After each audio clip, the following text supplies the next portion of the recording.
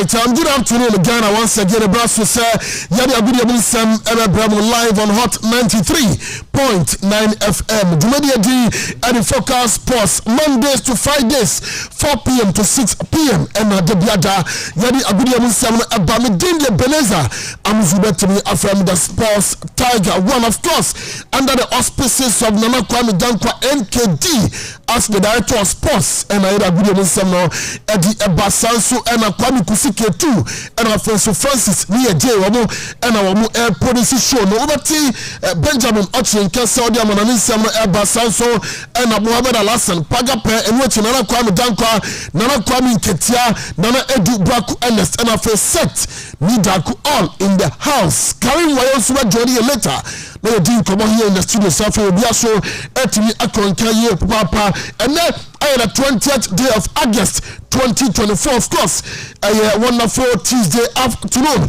And Yadi Abudia Musamu Eba Nontia, now for us, so Jumadian, so Edabada news team, Sanatia, Patrol, Yamasha said, you the foreign news. Now, I'm on any ceremony at Tennessee, Barcelona, CMA, Wamu consider shocking move for a branch and D. Eddie Rafael Leo, our AC Milan, Bobo Konasoya, 77 million euro, and I will consider, sir, Wamu AC Milan Mafia Maji Rafael Leo Adiaba FC Barcelona way and common so Edwachi Jamie Kanaga okay sa Brancho Sakai Adima Liverpool Bobo Konosi on Tiasia the entire players Edimika Chelsea team no and yet Papa amount of players you do players of your rejected Chelsea no one play a different team Papa Pano Munkona Fay, Niamasu Empty Enkoye Ewa Muso, Warum Abrabomo, or see Enzo Maresca, boss squad, or say, just a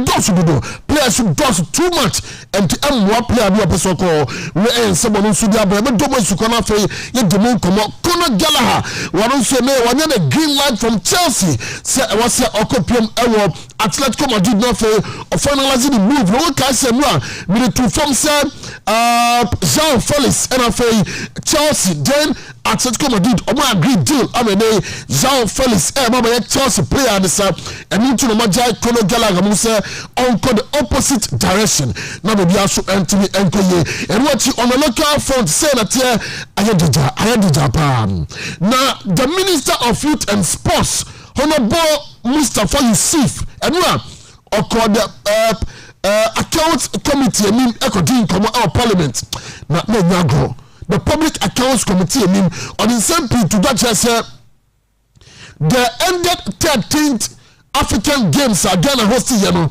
or see coverage GTV cover one Emma GTV an excess of $3 million $3 million now a now check it dollar rate now 16.3 and $3 million so and yes kakitwa ebi won pa over 460 billion and our expenditure for only the coverage over 460 billion.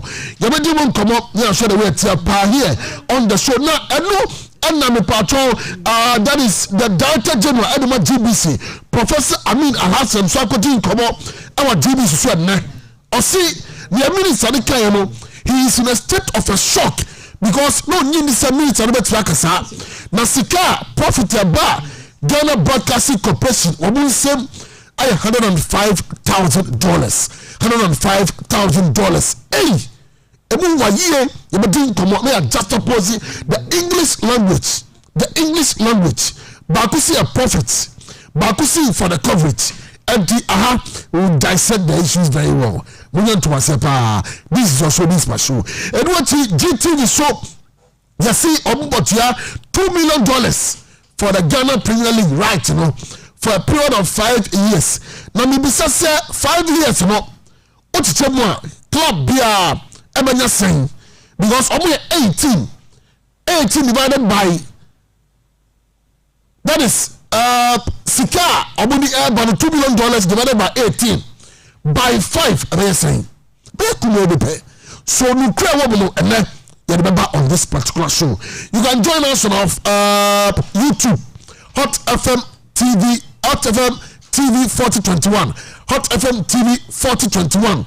Now, what like you know, share no be It's on YouTube. It's on YouTube. It's on YouTube. Also on Champion Benito on Facebook. Champion Benito on Facebook. Uko like and share. No be so enya be share. About your join here on WhatsApp or SMS. Also on 0241 660 888. And I said 0244 849161 0244 849161. Hello, SMS and I said WhatsApp. Udiba, you're making a jama here on this particular network.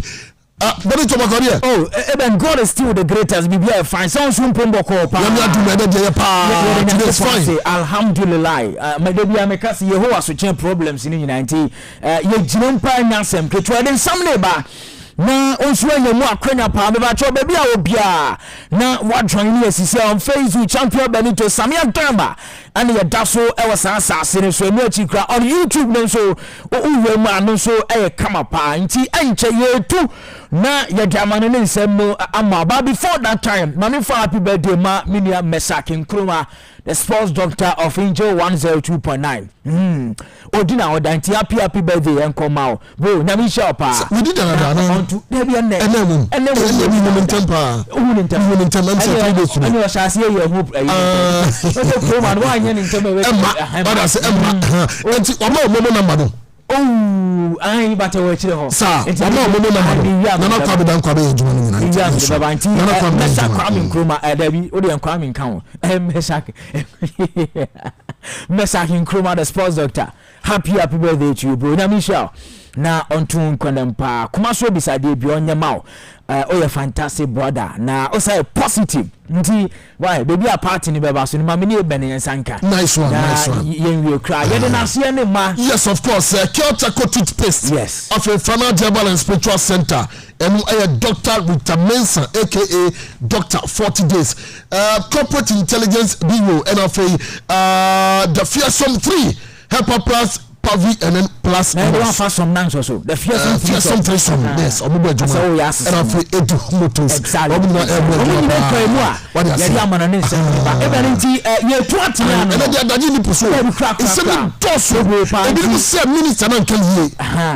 And Professor Nson can hear. Say and ya did you will be about. We are doing digestion here. We can win your Coco Jay in your baby. Yes. And we can see the body. Young far affiliation no bias. A week. Omo mutimi kro moment manko yeda mu nyina amase. Asano sai na yemu papa. Na nsia mu nyina amaye mana ye fe pa nti. Obi a obeja abusua ma ye pe Madam Cecilia Ohene wa ekra bia no yeda amase pa de mu ye ne ani aso. Eric see the body. Yes, K1 and Kasa. Eric see the body. Asemi wa on the can you machine into my body. Nyamin kan no abusua no na chichimo ye do bia se we ne thank you message. And ye dey na across board dem obia nti Madam Cecilia Ohene wa na yi asemo am pass you through ya na mu nyina amase pa nyamin hira mo. Comment ye ntuntre. Que hoje vai rolar o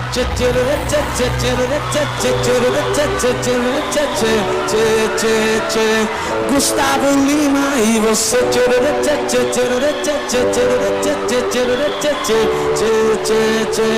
Gustavo Lima Neymar e você. Foreign Sports Presenter of the Year, Greater Accra Region.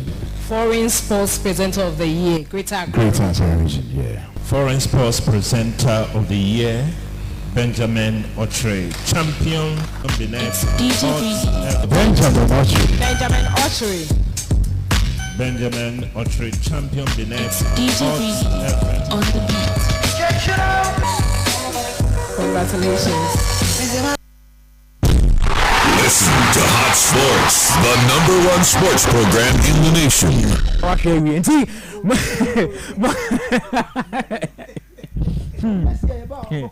Ma yam form na sam na ma yeti afo nyina ye run flight na 93 na time or the credit lectures ne ba so ya ma obia di ntino o ti wa chire wa oni ni pa kwa ye kan ho asem ba ne nyina mu no o do messages ne fa 0244849161 WhatsApp ne so ana fa so normal SMS na se SMS ne so ne nyina onya jaba na fi akenkan da o masa de na fa viruta he bibia dana community I don't know ana din sin na chance here no e be no discretion no buakra easy Charlie easy papa no your friend no your friend no on na PM project manager our podi man yes oh heavy brutal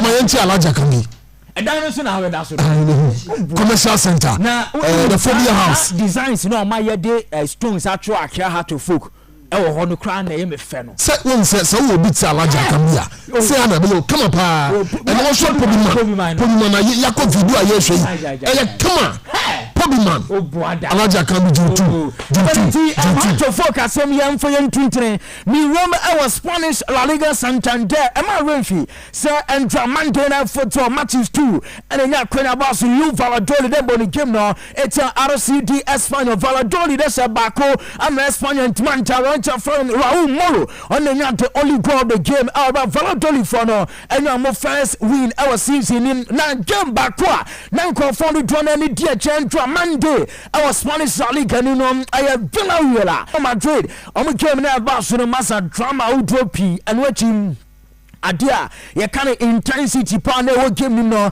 na nya asem ketu akrabancha for the Anot Danjuma enya first goal ama Villarreal team no Marcos Llorente bete kan Antoine el Pip Griezmann Macron Griezmann no ana ya assist na ekwa fa so ema Koke Hoye Resurrection Moradio ono so ekwakwa no na akwakwa Rosempa ba ni nyinam no mamen confirm from asem Atletico for bete omuka Alexander Soloth ona chesote kanamane Kokoye 24 goals trailer and see our Stadio Samika ebu komane yete emao ewo dwumade so na mamen fanto anim say Julian Alvarez on the first game of the season Atletico Madrid team even though off the bench and a back game in Antoine Griezmann no mo bisa Julian San Best 12 minutes our boy Edem Atletico team no so won say a good project pa and Diego Pablo Simeone el Cole papa no oguso na system Diego Simeone oba Atletico Madrid as usual about 3 defenders midfield near 5 na for anymore our Griezmann Benkumene so no the Alexander Solothurn so at 25 so Julian Die also GDA pass obetima fit wall our Atletico Madrid system in Andra and obenya 12 minutes of play El Roger Blancos when you now so a comedy be abrantia the D Julian Alvarez so the tutor after central on the first game you don't send the so El focus for showing so mantino no a Spanish La Liga match day 1 year name yeah trying on beside Julian Alvarez so next game no 3.9 on the ball fear the Tia Girona and also Oshano Musa game le die every club start him and so Ediam Atletico Madrid team now winning now after the game Julian Alvarez in coma on him for funny be 18 now we are trying to match day 1 our Spanish La Liga Barca Dikai our 3 points and what you thought Vigo and also a 3 point plus 1 goal Rio Vallecano 3 points Rio Valladolid 3 Villarreal also 5 or 1 point Las Palmas also 6 and also L1 point Atletico Madrid L1 point into point 1 for no I'm a transfer pa yeah match day 1 you know Real Madrid also 16 our Tridiana Swintinom we no round up La Liga Santander match day 1 no emu komane bi ni ade emma e show no so meko Premier League nim but before say me Premier League ba cho mamen famra na Barca for no officially omasase so e the pictures e ba on Camp Nou na the Spotify Camp Nou we no crampom renovated one no masa Camp Nou no be fe pa o ntino o join on Facebook champion Benito YouTube na so e da so e Hot FM TV 2021 inti Camp Nou no Barca for no me the later footage is cra almost so e dey ba mountain so abra Barca so and ye do any now come e dem a obisa one reporter no say e wi ase no ye bibia systematically into the Barca omo concentrate our field no so na we aba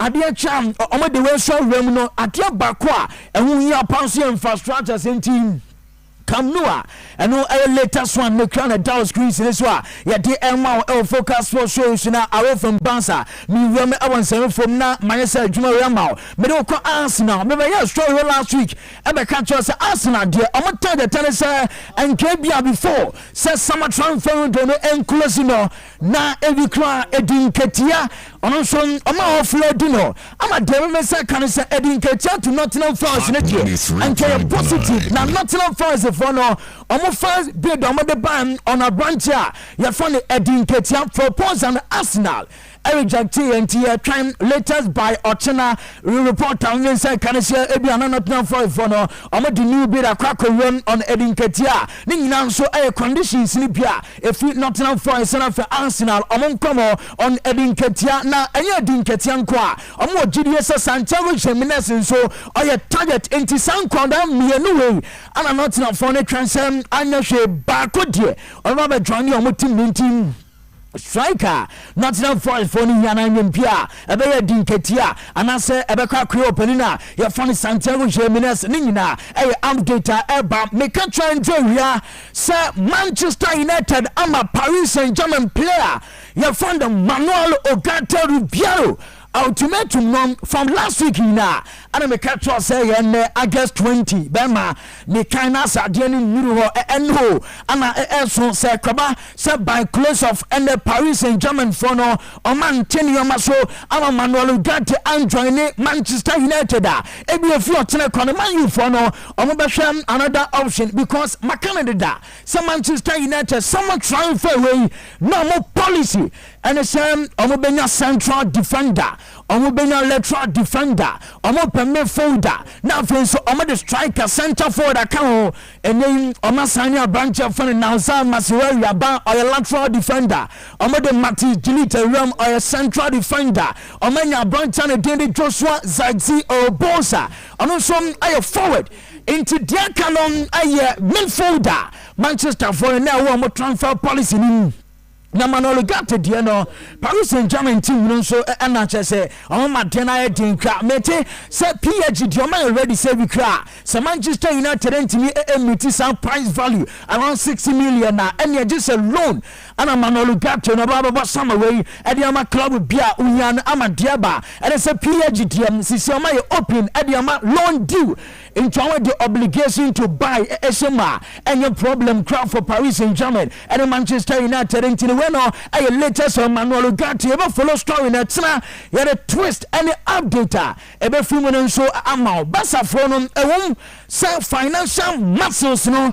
aye problem pa but one report and say man who is a politician to nche bia or say magician no na amania yes in come on is in land for na di on a branch ya from Rafael Leo Consicao and say ko Rafael Leo and unia brand nan carrying so be ya adwuma wani mo e ma ba se mo so kwa mo ni sika ya say is in land for no mo be so be to Rafael Leo initially around 77 million euros na price value at Rafael Leo so va try na ya o come updated one our transfer market cinema Rafael Leo the price value is 90 million euros from 77 upon 90 into one at that 77 crament man top na 90 ana mo ka kotoyeba studio na description o come na one pattern wo bieka and it's a very difficult and it seems to be impossible sabasa bena Rafael Leo ni na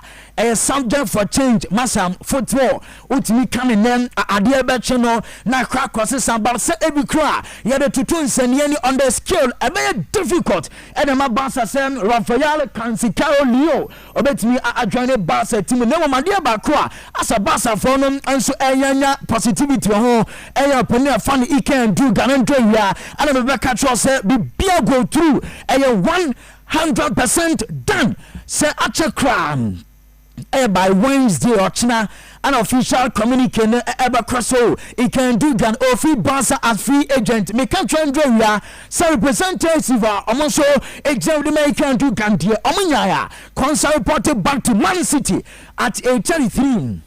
Yes, I know. Phone call because so I'm a Joseph Pop Guardiola is our papa no. Why already say I can't do gan bar. Oh, can a problem crowd because Anya Shoko on the captain and banding 19 some talent.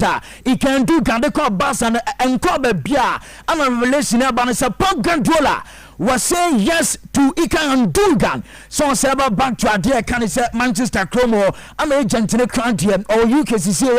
Menoka sent to try and say Ikan Gundogan. About joining him not be Biako Kama at the Amom not the 10 year and drama Joe around 9:30 and Sporting Lisbon almost Sporting director from Hugo Viana.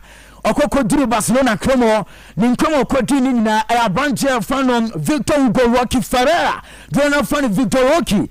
Now, some player prayer.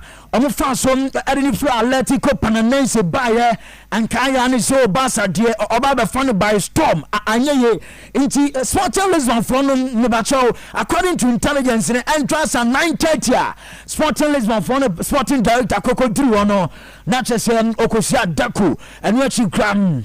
Omedi Nkomo amete se Andrew Kaya oye agent ama Victor Rocky no openino omajibi bia to maintain finalization of due ana kan chekra anyam wawa central said in command so ekoi na fe nkrata sam any crosses audio ni na before senior year production I say yen show we no what is a Victor Rocky to Sporting Lisbon no ayo official e man nyo ma kran ni na central ni agent ni kokodino we no aye image I try and to join on Facebook away a Sporting CP.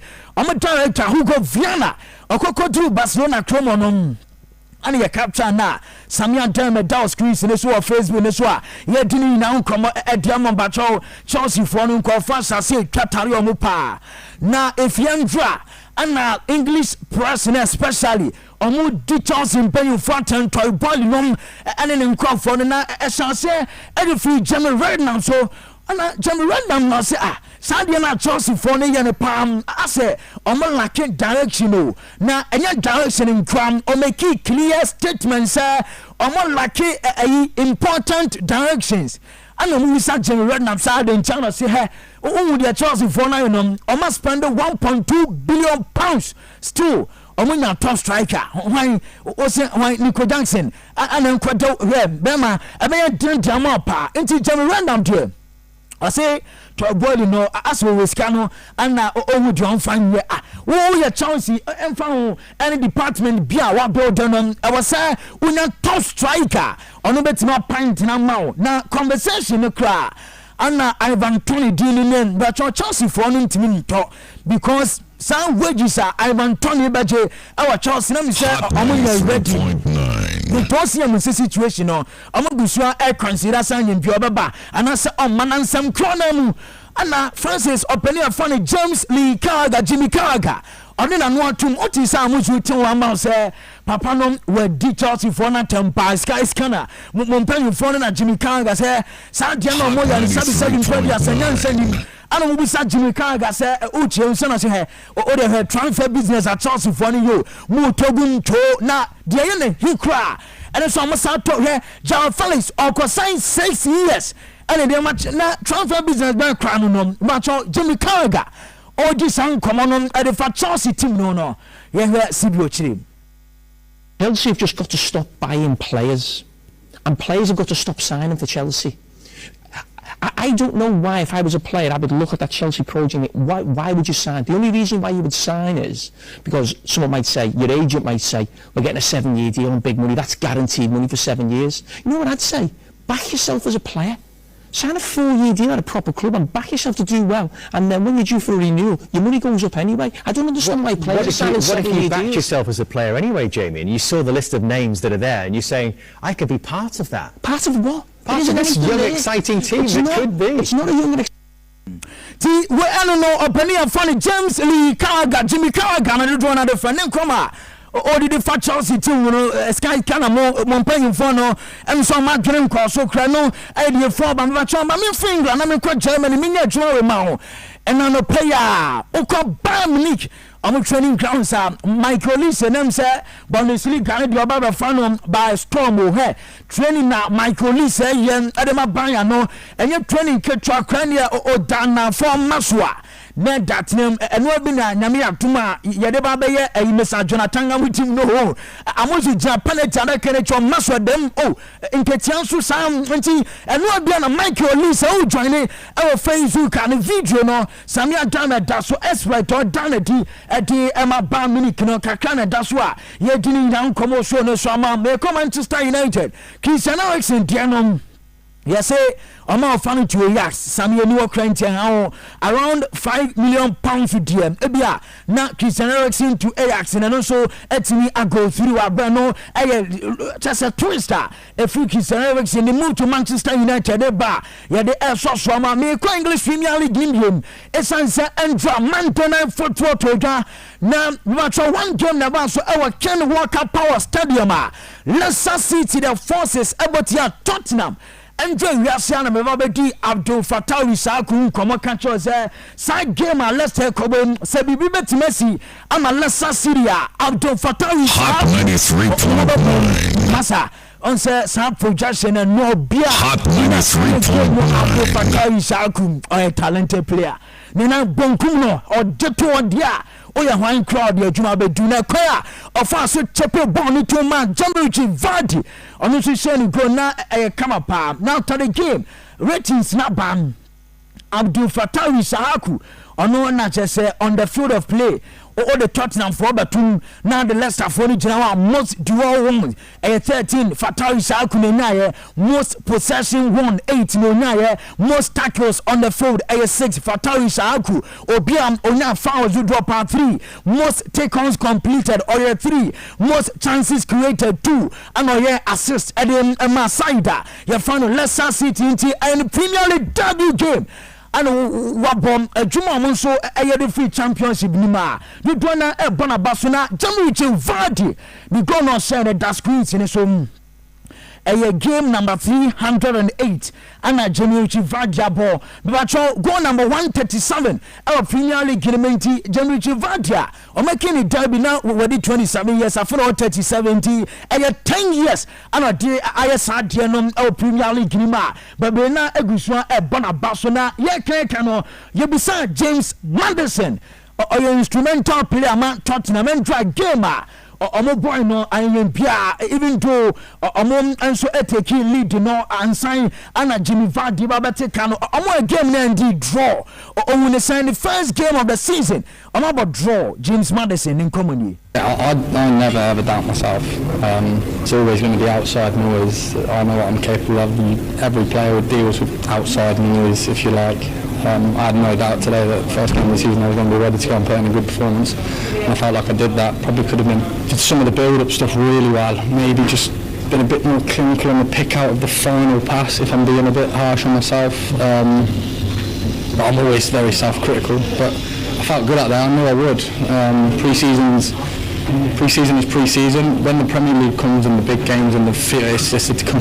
Ayanti James Maddison no ye jana be kasa pi but then nina 93.9 so at the two after the game ye di ema na ema refi say na me atuma FIFA Intercontinental Cup match no ebeba so Real Madrid ye darli omo qualify to final into bia just first round winners ni adem omo be qualify to semi final na me atuma 14 December omo ka question semi final 14 December omo Real Madrid December 18 ewadia ye kan FIFA Intercontinental Club Cup eno Madrid for no aswe na meka Madrid asemia Madrid for no 7 trophies and a dominant season win omati ba kofi ho inti aka 6 omawie European Super Cup mendada dia kan Super Copa de España Intercontinental Cup ameke dominant omotwen se Spanish Copa del Rey and so be crossing La Liga no so eda ho and we Champions League and FIFA Club World Cup inti we no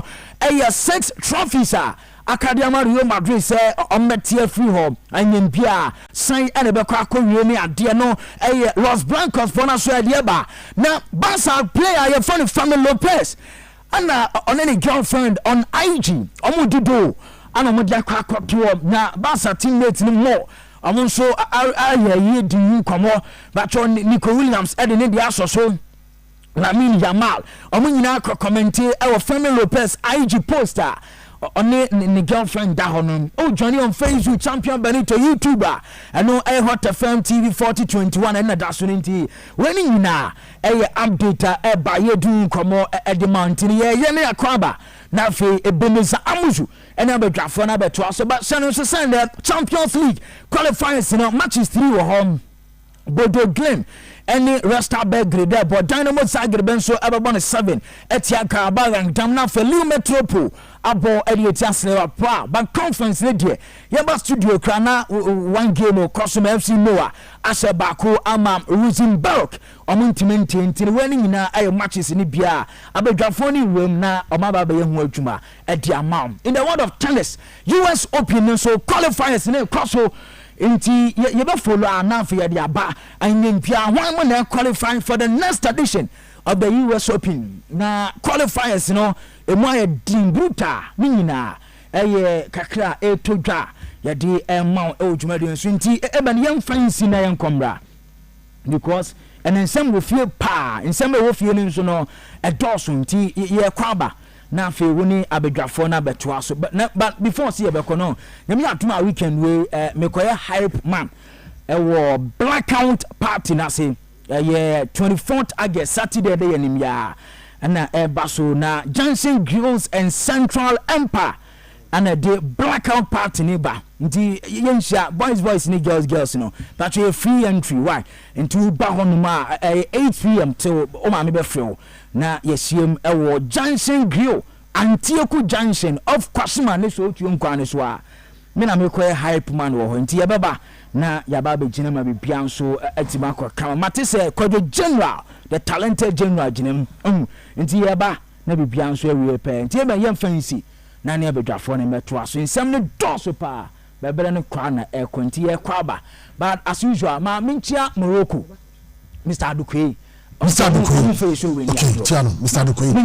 Yes, Chano. Mr. Adukwe Morocco na dodo na de fro. Na me yenchia o Kaneshi. Nti una ko duru wadia oni na djuma efo na bia tuma. Yes.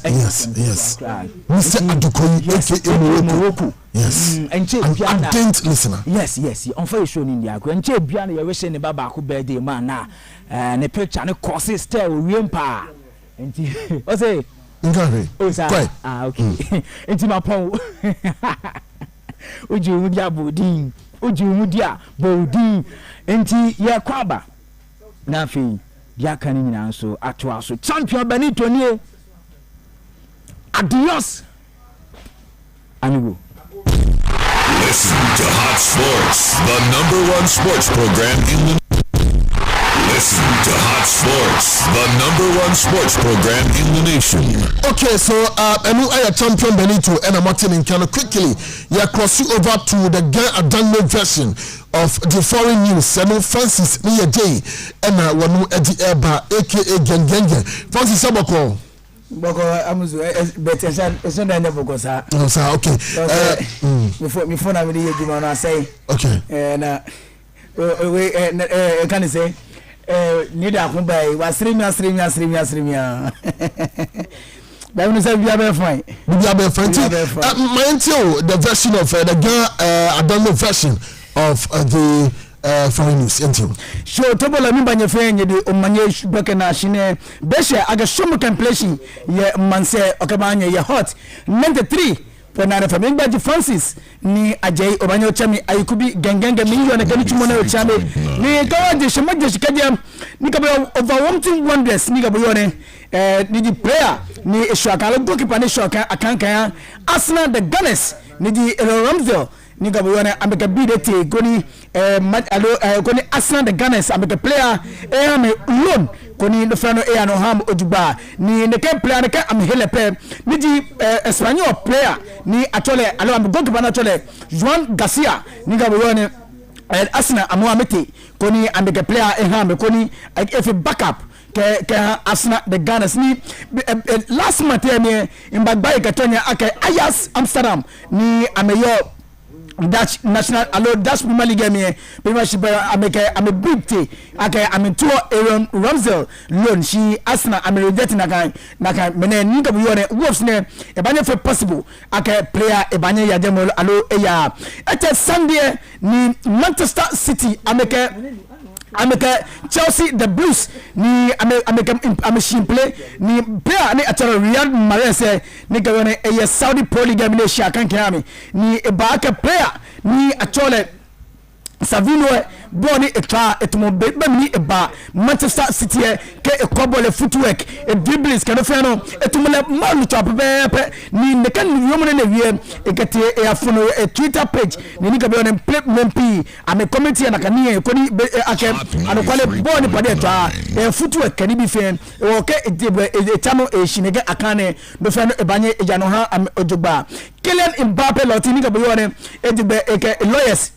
ame asebu Paris Saint-Germain ni ekeko the French league monupa ake ni di PSG amihela jomo ni di 500 million euros ni neken scan na mihele PSG amismo na mepio na kashika e woka ni de kese UEFA koni amindi ba amekwami ni neken neka mekwami ni mene abanye bandi ni di team ni di PSG ye Champions League game alo kule amba fana me ye Paris Saint-Germain amba fana me na kana kashika ba ale won energy no ni yano ye PSG te ni waka hanye ye hot na the 3.9 FM no last year ni obakanya ka ni di Obayo ni actually Gabriela Cavani ni di player Anthony ni di player ka Manchester United e agila alo etata ka ni bi ni ka be Brazilian authority alo police we am clear player ake nekeno konenity no ne eje footage ba to ake eta Obayo e wo energy no ne wo Anthony ni eshuakan ka Manchester United ni di police we ni Brazil am clear player ake e so noko charges na play Obayo ka ba fe am ka fe e bolami ni no fano ba no Liverpool you never walk alone ni ka be Liga ne agency ni amesign ko player ko ni gabuyo amete Valencia ni ame goalkeeper ni ato ni emoka Georgian national team ni ji Georgi Mamadashvili ni amegabidete ni amejojo awon biare 35 million pounds this shikani amen pagbe ni di Valencia pagbe koni amebahe ye Liverpool de koni ba fi backup ke Alisson Becker ye Premiership ni energy no ni ya no Liverpool you never walk alone ni Manchester FC Barcelona amebashika ni amekwa he players no Dani Olmo ni amehela 65 million den player ni gabo ame register kole ye ni Spanish La Liga ni kaba amentuane one players koni amenye nashika na meka register ne gepra ni money player ni ameka phone currently di Ike Gundogan ni je Manchester City ni eba team me last season on impact ne making ye FC Barcelona 36 La Liga matches ne to ame 2 matches play di matches ni e de balusu chini gabe yone every year a year 17 million euros e wo ame nalaga skana hiyo e da chonja ga player den che eda 33 years ena e wo sani enye pevu e kan gbeke biye ni no fana e ya no Hamadu ba e wo Eken Gundogan ni ka bo ne ameka ni fana banagba ke ametoni player ashinkoni amnaska ni ameka sign player ne atole Dani Olmo ni Barca bia amejameno amentuane amemuvu ani amiamo player ni eshu akan ka AC Milan ni ji Rafael Leo ni shikani ameka fono ji 77 million pounds ni neka player ne ke Barcelona ne ka de bashika ni ne ba sign Dani Olmo shi menye ba na shika 77 million pounds ni ne ka sign Rafael Leo lo energy question ni supporter say amen bi amen ni no feno go dano ni James Carragher to mini champion Benito Ewie ni Chelsea players na sign Kokona players more than 45 ni still now amentua players conclude the likes of players ni amentua ni Enzo Maresca sign ni player João Felix ni Suakan ke team ni Atletico Madrid Chelsea the Blues amentua ne player ne wa denche ni something kobano ke player ni actually Conor Gallagher woni ka be one player etebe efa kaje England ko ekate Spain ni akwe ko ni contract ni eba sign ko ni Conor Gallagher Atletico Madrid ko ni player actually João Felix wen esi Atletico Madrid ko ni eba Chelsea eba nye ya ne wake omwe aka player ni João Felix eba Chelsea ni Conor Gallagher lewu etedeme be kani efebo onna papa ni Juventus football amo Juventus football club ameka to player ni atole Raheem Sterling ni ko ba kai Man City ke Chelsea Sunday name player e match day squad e kura any big questions be ake player e ba hi Chelsea alo e ba a future e dem e banagbe ke ha me ni okay story same banagbe we ba GPL over the weekend matches ni eteno ni Manchester United etashia ni Fulham ekome amenye amete ko the French league amenye Lee Harvey lawo etashia ni Paris Saint-Germain e ba ole eje ni echemi ekome ni nye ni kabuwa matches bi eteno ni into teams EPL ke agbenewe La Liga me no fe enko mteno edeme Leicester City etashia ke Tottenham Hotspur ametwa 1-1 ni Spanish La Liga me Real Valladolid etashia ni ewo Espanyol ekobe ni enye eche Villarreal ke Atletico Madrid ametwa 2-2 ye Villarreal shia ni agbenekote Italian Serie A me Lecce etashia ni Atalanta ebawle ekome ejo enye eche Juventus lewo etashia ewete ni Como ni di Fabregas etime amye ni amete energy no eteno over the weekend yeah La Liga ke English Premier League and the French League ni ogan hanye hot 93.9 FM remo Sanyela fa she be u etp waka remo fe abana gbe bia koni Sports Tiger 1 eke e we bia fe ameta nitumo no hawo ye hot 93.9 FM Ingbaji Francis ni aje obanyo chame aikobi gengenge ni nke neke shene ha sewa koto agasewa mene sanwa manu ko no sanu ya no Ingbaji Francis ni aje obanyo chame aikobi gengenge. Listen to Hot Sports, the #1 sports program in the nation. Listen to Hot Sports, the #1 sports program in the nation. Okay, that is it. Francis ni Ajay and watching can say or the Ghana version of the foreign news. Ediaba Nana Edu Braku Ernest watching us. You be baby me dibu komo na be bia su etima ko. But quickly. Yanko piemu ewo teshi leader kukrom yanko piemu ho na ndi komo nima tejata Obrimpo the first Nima Tejata Obrimpo the first Niatane se wani ana waye tashi ubedi ben manche tashi ubedi ben manche na enne nyame adum ama wetua performing the first right was sprinkle popo you know ama ancestors so first time in history and wanu etwa said to you know edi ama that is omo ubedi ben enu ya fami manche ohini pa obedi ben enu eye Nima Tejata Obrimpo the first the action man Nima Tejata Obrimpo the first the action man na no the what in kada David and kanina yata friend original Don yes and then oman for ohini wo obedi ben fantastic and we were testing potom wa fantastic na Kinsi Safo yes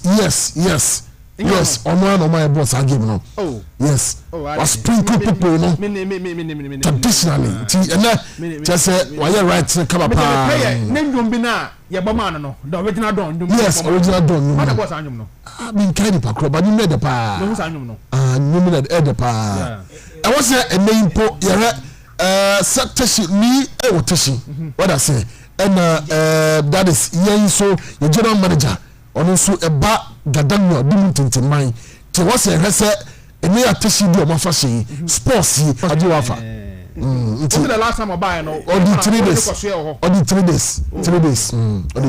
I don't think boy yi mu I don't know person mo de bibia so na kwame I don't know person mo de bibia so na kwame na na FC Nketia Francis ye de fiti teshi ekonungwa ekolashibi eko ashaman eyenye territory nti ye wo ha news para na kwame news so me de so nko wo ha we we dey tell us about fasi Zongo late those area ho na ye ho na for territory ye de ho de news aso mo mi aka afra ho enye news oba wo di fra ho enye news na udi fa satanga di fra ho enye news adi we so enye din se Nima Tejata Obrimpo the first fantastic enya kase sports team no tom ye nyina ama sports what this year enye din simple Kaburi Masamba why simple cry Kaburi Masamba oh the whole water from crew oh tomo bia enye din yeah sure say na ebetuma ya juma ebetuma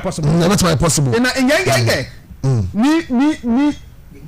ni matetu true oso and into okay tidi matetu onoso Onusu oye juma kama pa fantastic sanity onusu ye juma. Listen to Hot Sports, the #1 sports program in the nation. Listen to Hot Sports, the #1 sports program in the nation. Listen to Hot Sports, the #1 sports program in the nation. Listen to Hot Sports, the #1 sports program in Listen to Hot Sports, the #1 sports program in the nation. Okay, until na brana fe yen to asuna yemin komo amana nsem no we bi na fe yen ko yenim amon for Monica show the pa anti people are monitoring amon for Monica pa Mr. Jonathan yes of course is doing the monitoring yes yes you call that be okosian okay pa bi di ammo but I see papa be a friend Mike okay I see what mo biem ya nya le di ni yo obiem pa e wala tabi okosian e no mo biem no mo monitor usa quotation nwa Ghana Commercial Bank trading center na chiwa cost be one pub cost be one pub I'm so biem and I'm for mu bia say wako da na me call da koman Mr. Morocco yes Mr. Adokwe yes ono odimichi da koman intro na ntwi Hot 93.9 na nikopiem wo Abacha ne fashion shop ho otumu so ogbadwuma one adofo mo behwem wo da koman ho ni nyina no black chas oba bia mu tafa ma behwa adofo etwam e wo da koman intro do ene ne ntwia so omu nyina monitor the focus sport nice one na min chia wo mo ho ni nyina na min chia Mr. Adokwe especially and Mr. no ko twem wo da koman ne territory mi am wo fa ase ba ko ba na sa ho no wo into bi ko twem wo perfume shop wo ba mo ko hwe one or two things bi wo ho into min chia mu nyina bi mo bia min chia wo ti ba fo min chia hakim omu nyina monitor hakim na monitor show min chia mo bia mo yes se o san ko piem e wo circle that is great circle on Vodafone no sit the Vodafone on your right hand side upoja utia don say K20 Ventures fantastic that's what we so biem yes omo biem abanso no so K20 man am say friend Ernest no answer Martin Dinda Ernest name and so I has name kese pa K20 Ventures some in share me ntia has K20 chaba K20 ha uni no obinu ni pa oh okay you see the message yes yes on so biem gas guy oh sir yeah very big guy wow my channel will be over so we so biem pa I go set for unam ho nyina utie show no tie nde bia asese omo ye nsa yeah fantastic me ncho mu nyina Tiger enne me interest in the Tottenham game and Leicester Tiger over ha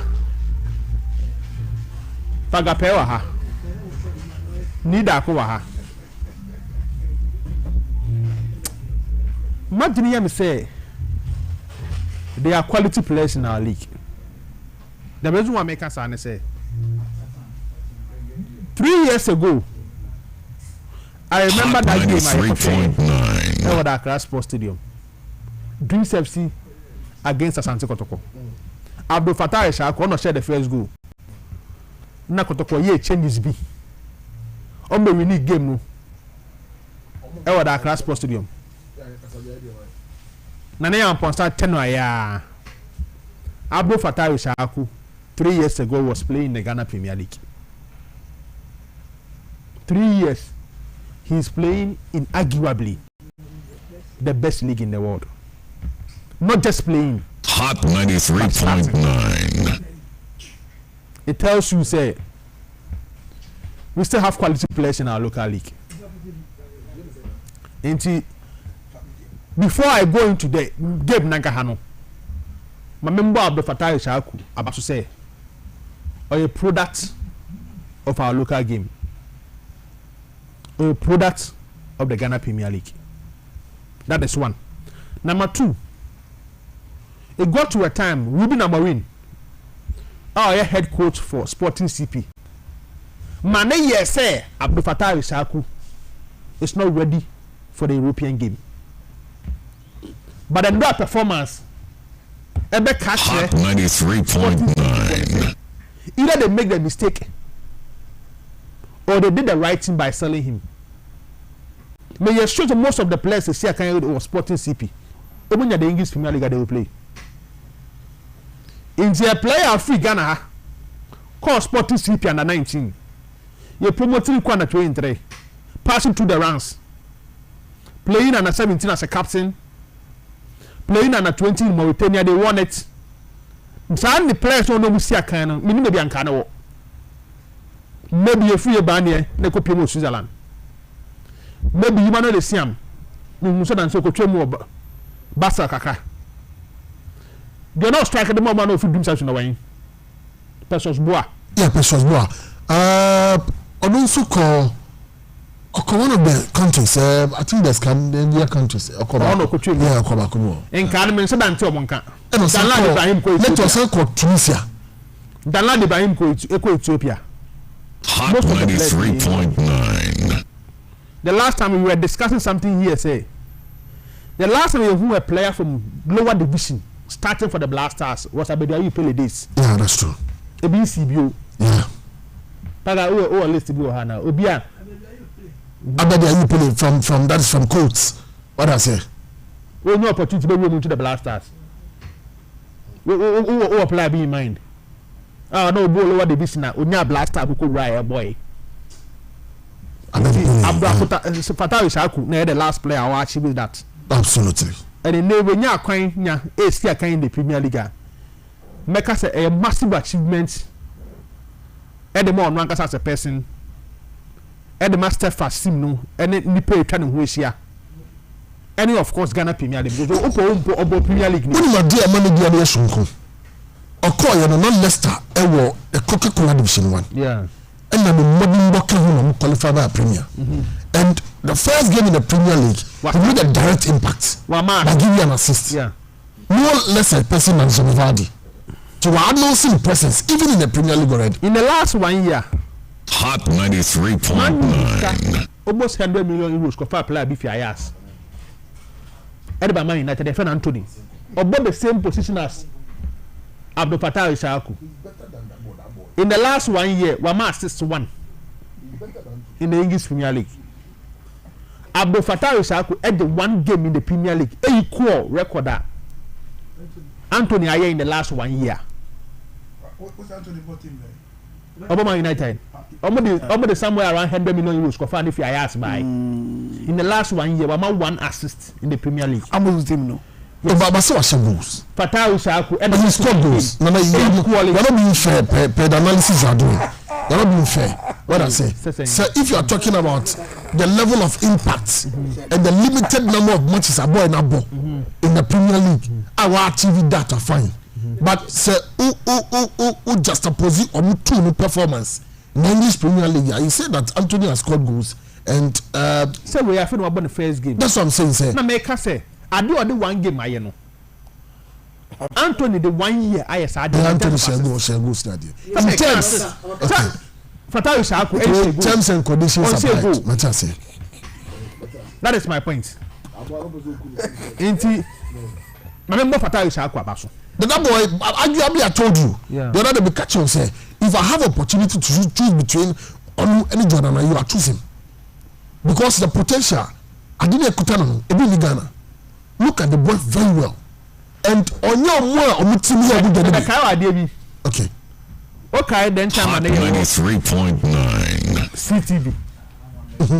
When your opportunity Asia Mason Clodo man can send me. Say, oh, who are called what's our age now? Yes, it's true. Remember my cousin Matthias, it's true. Okay, it's true. Matthias, Mikaipa. No, my craft, Yabama, more can say, oh, who are called what's our age now? Sadia Niki Canada. Yeah, it's true. And I couldn't take him. Yes. Okay, I should. It's a separate Mikaipa. Into Miana, a Fattah Issahaku, as a man, Kababri. He's very talented. I'm hoping Hot 93.9. about continue like this in the Premier League because it's the biggest platform every footballer you get. Of course. Why we no opportunity to monitor Leicester team no? Last season in the Championship. Coach ne ensheda nye changes bebrebe ya wo. Arguably their best player in the Championship. Who he top 3 ya? Mavididi was part. Paston Dakar was part. Wilfred Ndidi was part. Kelechi Iheanacho move on to Spain. And now me share list about the starting here. Mavididi na meka say oye the main light in the Leicester team and now one started. He was on the bench. Coach Lee decided say but you bad because Paston Dakar is injured. Paston Dakar be kaya. He said he's the first of the Zambian national team. Who say Zambian national team Avangard no Okitom na. One of the key players you know. That famous Zambia team they were the under 20 World Cup no. Paston Dakar was a key player. Any player now onya heart issue to or retire prematurely from Brighton Hove Albion. Enoch Mwepu. Any Fashion Sankara. They were key players in that team. Inti Paston Dakar was injured. Inti still coach never rely on Jimmy Vardy. Jimmy Vardy. I joined the list of players after 8:30.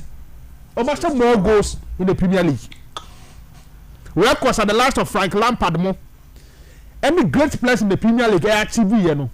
From nowhere, football na do baby obia wana lack edi nechi. Ebi picking them. Jimmy Vardy is a clear testimony as to players picking them footballing career. And then their first goal in the Premier League on the better corner against Tottenham. Well, we share the first 45 minutes of the game. Obi catches a Tottenham lose game nanka unjindi. Tottenham next come kill game in the first 45 minutes. Only one goal in the quarter, and eventually no second half Leicester for the better corner. There are a lot of players. Tamburi, Fai, Ricardo Pereira was on the bench. Great players in the Leicester team, and I first say 3 teams from the Premier League. If there is a team, I'm going to make them say team where I am ready to stay in the Premier League, and Leicester is one of them because of the coach Ekitomo, because of our pedigree. In the last 10 years, yeah, captains from the Premier League need your account. The Premier League. What kind of history of the Premier League? And I first say, Yamama Basu say. Ghana Nimi, say Leicester. Abdul Fattah Usaku, Akakobo Homa, or Jimmy Dean. Who say, Geoffrey Shop about hopping. Daniel Amate, any opportunity about hopping. And then there is good to say, Abdul Fattah Usaku is one of the reasons why we like to win the Premier League. In fact, who are you performing Ghanaian players in the Premier League? And then may ensure Abdul Fattah Usaku will be one of the main talk of Ghanaian players in the English Premier League. There were 8 players already in the Premier League. Yeah.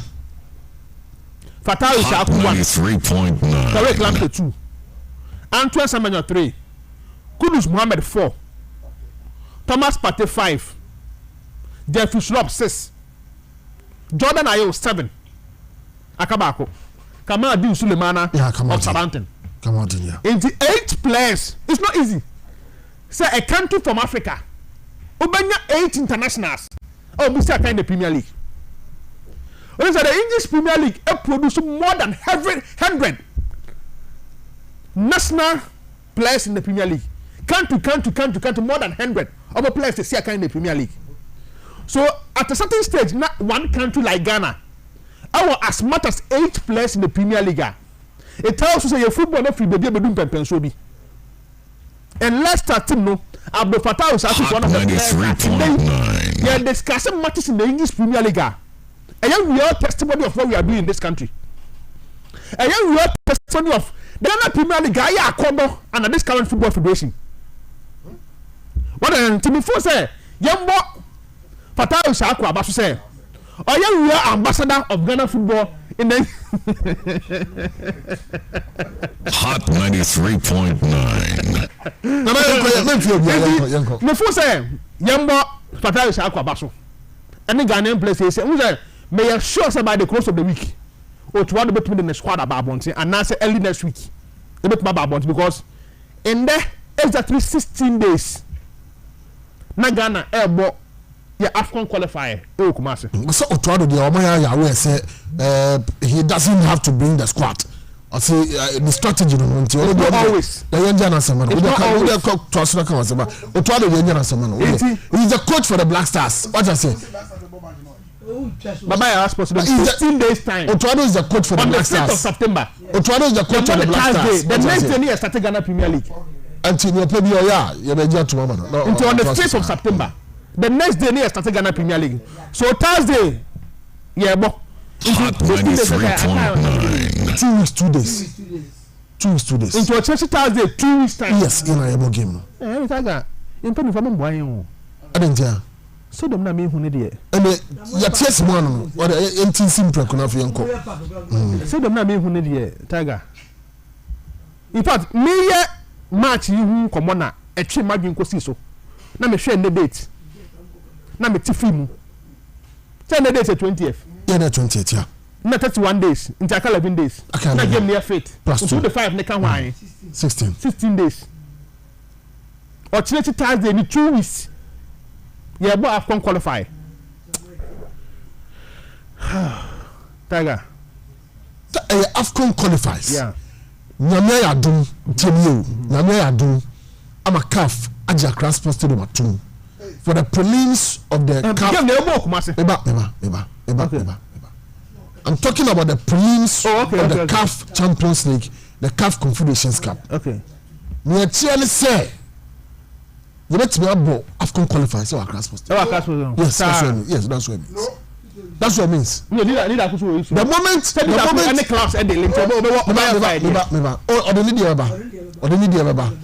but the moment CAF comes to clear Accra Sports Stadium, Baba Sports Stadium, Accra Sports Stadium would not entertain Samatex and Inswatima in the group stages. Okay. And no, an upgrade stadium and a bit. Okay.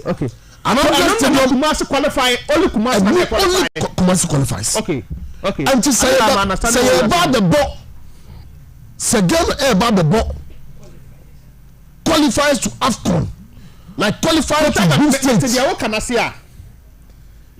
Club lances for number almost Hot 93.9. And national team for AFCON qualify. Different from number consider for African team for World Cup qualifier. You're absolutely right. Absolutely right. So there's a difference between number of taking into consideration and some of getting to play prelims of the interclub competition. Absolutely. That's also different from the group stage of the interclub competition. Correct.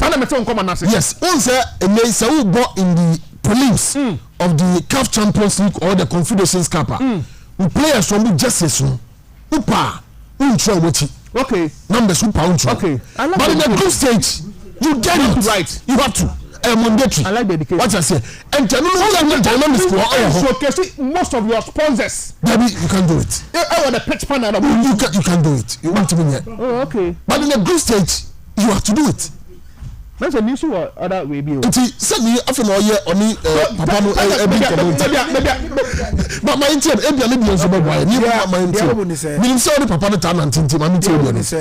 interclub competition. Na don't for Niama CAF ehwehwe different from national. Hot 93.9. But the other junior teams in the from the senior one. Okay.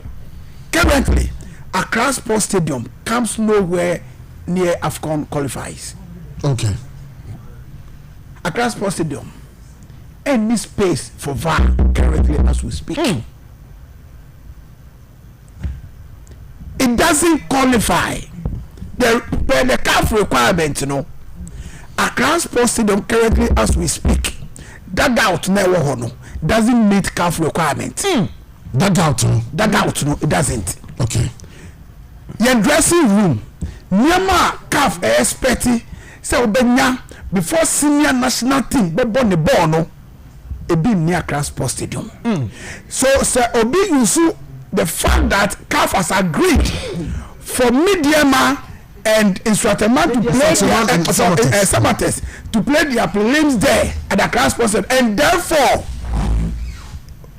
it can benefit Black Stars. Yes, okay. It's not true. And you know correct. And nunti ena yeah and ne obi kasa ɛwɔ ɔpanyin mu bi paa asɛm ɔka kyerɛ m sɛ ne meyɛ mo ahye me because of the state of the pitch Kumasi. Yes. Why when we be political we for say kotokoni na most very good but that is not okay as we speak FA by the close of this week to next week CAF delegates about the Baba Yara Sports Stadium again before the game. Yes. Baba Yara special Baba Yara Sports Stadium asana ya ma approval failure to qualify Baba Yara Sports Stadium to host that game means that any of the neighboring countries will host Black Stars as we speak. Say CAF careful home game no I am about different country. I am telling you and it is dangerous. Asempa FM interview coach Yao Preku and the Kasemono or say Cameroon a bad bomb because Cameroon host to AFCON and they have better pitches. What does that mean to you? What it means, we say, it's not enough. So, Amuzu, Accra Sports Stadium currently is not part of pitches. CAF be considered. The nation's Wembley. It doesn't. Okay, all right. Thank you. Mami Kobo, also another version. Version. Who said we become supposed to continue to mobile? Yes. The benefit of what I say is and say 94 days. And your official CAF for be 4. I'm a great former president. Asia or moving picker. Sasi me bemu. Sasi amuke bemu. Then you make me say anything can happen if people are proactive. Because some can yan say so far as I CAF for ankasa. And ya preliminary you know. I'm here born. She said that did can some small things beyond my approval. So if people are proactive, like they contacted the Sabre Kumasi match, and William says, "Yeah, the Sabria and the Kumasi match and came mono." So because he was proactive. The Sabria proactive. I'm going to say Ghana government and GFA are proactive. There are people in town here, huh? Within these 2 weeks, it might be because ban is so high, sir. But I mean, can you say, I am sports minister, any sports ministry. This one is not a function of the GFO. Including the sports authority. And I mean, ministry one, including the lying boss. Sure, it looks as if they care not what care the issue are. Sure, Fatao, current Fatao, you know, $7 million they will be groomer. And I'm a boy, and get very and yet a football man buy. So I am me just say all of them, including the parliamentary select committee on youth and sports. I'm going to much. When say World Cup qualifier and African Cup qualifier on the 6th over here. So what were you thinking? Sports council boss no award Kumasi. Any where were they? And I don't know about Ghana. Huh? And I'm sorry myself for no minimum is a 6 match. There are stadiums throughout the whole Africa. That's why I'm going to okay, Maminya this clarification, my God, if you are saying na any need that could be any second. No one can say Black Stars of Ghana games, whether World Cup qualifies, Minina is categorized under category 3 World Cup games. But Champions League and then Confederations are category 2. And the terms and conditions to play at a particular joint or stadium are the same. Therefore, Accra Sports Stadium qualifies for CAF category 2 games. The one sometimes you see the juvenile teams on the trouble, but for the Black Stars, I never buy a raw into me. So it means Metsidia, what can I say?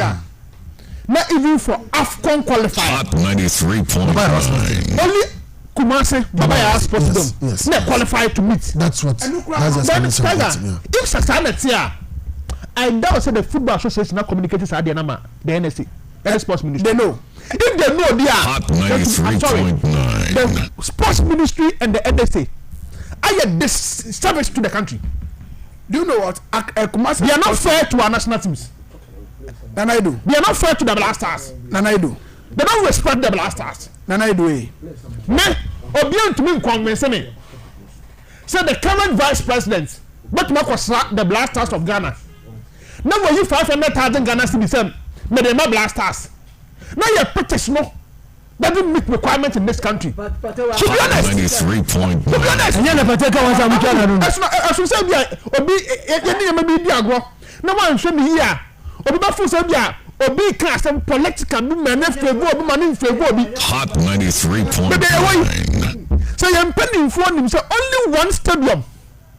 No meeting cast requirements for Blasters game. Dear Tiger, Kai, you're pending for Mumbai. Okay. Need a credit on this issue. If you Sports Stadium crown, a bibinti. That's a guarantee. A bibinti because by Sports Stadium, one of the requirements is a safe zone. We don't have it. There's no safe zone at the Bayer Sports Stadium. And nothing that you were born international matches. Police are forced to come there with barricades. That's true. So from the men it was also almost barricades inside the car. VIP down hono almost team passes to look to the far end. Yeah, okay. While the players are in the bus, I thought what me remo because one of the requirements safe zone now. Team passes to look like players new see and new passes supporters in woman. We don't have it. You will chill. You will chill power. And you're going to pay for our Ghana. Now, Tiger, Mr. Adaba Yebe, young penny for a baby. And where could the Dimba, young coming? Already the existing ones, no, they are question mark. No, come back to me catching and say, you must say additional 7. Hot 93.9. In the new regions, and 1 in Sunyane, so make it 7. And where could the Dimba also become good? But see, that's it. No, see, I could so much stadium. Some recreation center, no, Nemu stadium. We see stadium 6. Some the Mukoya, Coco Music of Messiah, and I can do the existing the whole world. Check over home, including Ghana, and the nations Wembley. Stadium, my word, I come then Guase. And then Guasi, Guasi, but no Guasi. God will punish all of you. Because football and sports in the idea. Most of them are Kaza. Sports council boss or Kwesi Bonoma. Sports council boss. And you only say about I qualify as 6. Hot 93.9. So on Yakwala. Jesus no Yakwala. Jesus no penny. Oyster say is your Bonoma. Oyster say because we are 33 is your Bonoma. The men can walk on. I say bomb mapa because somebody is exposed in Diagro. Sure, the men can say, hey, statistics be out, but a mouse is here. Foreign exchange Ghanaian players if Abujeba. When they say foreign exchange number. Hey. The report is also saying that Ghanaians ship almost about 50 to 60 players every month to abroad. What did I say? And average, you know, some years back, no, almost the salary section about one thing. Countries of Africa almost ship players from Maniko outside the country. Ghana was second to Nigeria. Thank you. And when you look at the Nigeria population, that's how Ghana second. 120 million. Oh, it's dollars in the pounds in because of these people. Any politician, next time I beg you NDC or MPP I'm passport minister or new football and new sports I'm going to be a metro okay park crisis stadium what I didn't say if me can say me can so some okowu evonechi MPC omugu na I'm a Bangladesh. Bangladesh I am a Bangladesh. Your terms, what does it mean? It means they have no Foresight. How many Foresight? Hot 95. No, mami na so mami ko we ho na memra me ba obenya kakra bi na atafe wetire Karim Wayaba waye boko de oh boko mami ma kakra bi adan na nya boko uze ba metiodi ai omusu betra odi ntisa madamfu otabel otabel se no bekan wa fun otabel se no bekan asisi ana mbeti asem otabel se no bekan onu kwase onu mini kasa so Monday nu kamemra no memra ni studio ya manti o sani we kura me tra manfo kura se memra nti adono ense nya me beye de nya me kita de obi antimi ni tenya me na ball no san na kotia ko man ne kra na ko bo fa ne kra ntu iye yesi nya ko bo fa ne kra ntu iye yesi yesu a ejahim maba akra azofo has supporters any management ni bia me say has supporters asema me kan de bia me kan me ka say abotra na ba mo hwe ne ma akase foku yere enua ene enne efe be sane ni gusu sa eba na ekọ eba sane na ko yaba yobu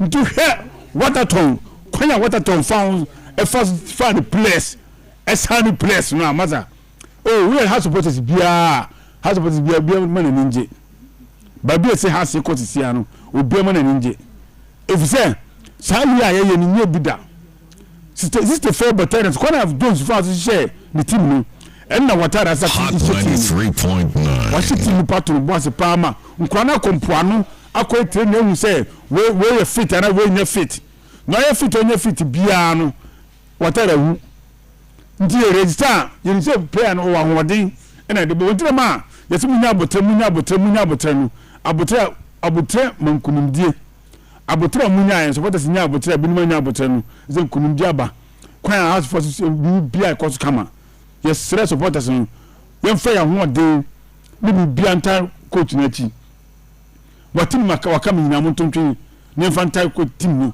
ye team no do Hot 93.9 ne fa anta coach na chi Momo bia na dam kase bi asisi mi ka be kase wiei bi ba abekasa foforo mo hwese mi ametia mi has asem meka mi nka team bi asem has asem meka nti mi sremo has supporters so mo won ne ekoso player mo kase yen sign and the bi tena kase yen sign player no mo ya bo gbere breaking news has player we kwa say there obi am say say kata ni so bia san dan ze bia we say players ni na players na me o players be 2 and 3 abe kan san me food na mo kan abi ye fan tuja abi ya no aka na sha abi me food ye kita 2 se sia me ka sai ye kita 2 mo ye ho adwuma se sia me ka sai ya we bia mo bia na adam mo bia me ka sai sisi tem bia me ka no mo feli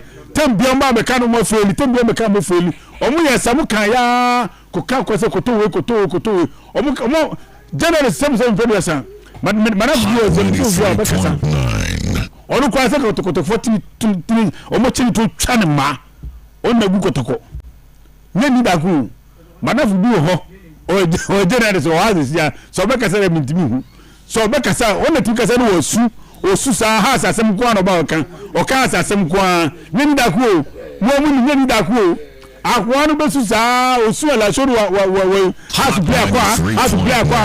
play pe mi mo